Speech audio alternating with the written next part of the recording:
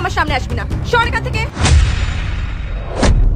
বোন, তুই একটা দিনমজুরের সাথে দেখা করার জন্য আমাকে নিয়ে এসেছিস? দিদি, তুই এটা কি বলছিস? তুই তো আমাকে আগে বলিস না ও দিনমজুরের কাজ করে। দিদি, আমিও জানতাম না, আমিও এখনই জানতে পারলাম। কি? তার মানে ও তোকে মিথ্যা কথার জালে ফাঁসিয়েছে? দিদি, ও কি কাজ করে তাতে আমার কোনো সমস্যা নেই। ও আমাকে ভালোবাসে, আমার কেয়ার করে, এটাই আমার জন্য যথেষ্ট। তুই চুপ কর। ভালোবাসায় পুরো অন্ধ হয়ে গেছিস তুই। এই যে তুমি যে লেভারের কাজ করে, এটা আমার বোনকে আগে বলনি কেন? আসলে দিদি, কাজের চাপে এতটাই ব্যস্ত ছিলাম যে ওকে বলা হয়ে ওঠেনি।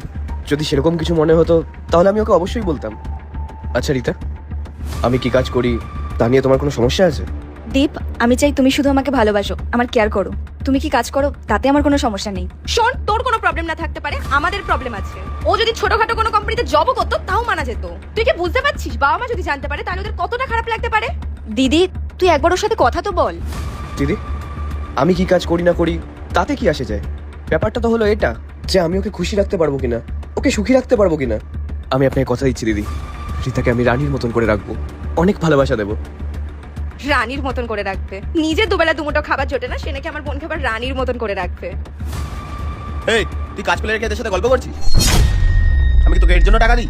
স্যার, সেরকম কিছু না, আসলে ওনারা আমার সঙ্গে দেখা করতে এসেছিল, ওই জন্যই ওনাদের সঙ্গে কথা বলছিলাম। থাক, আর বাহানা দিতে হবে না, তোদের আমি ভালো মতন চিনি।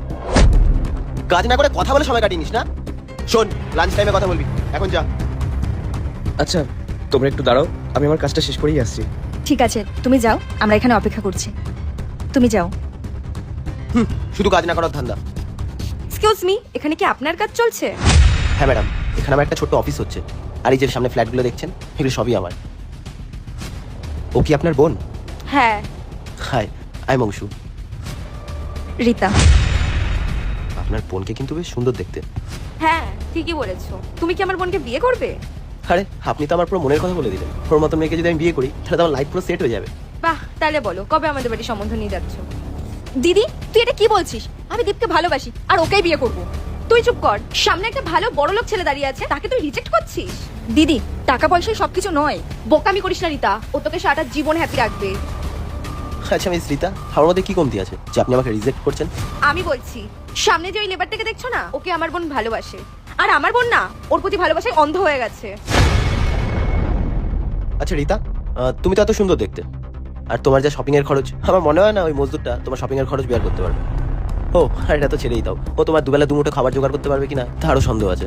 আর আমার কথা, আমি আমার বাবা মার একমাত্র ছেলে, আমার যে সম্পত্তি আছে তুমি খরচ করে শেষ করতে পারবে না। তুমি আমাকে দেখো, আমার কোটি কোটি টাকার সম্পত্তি।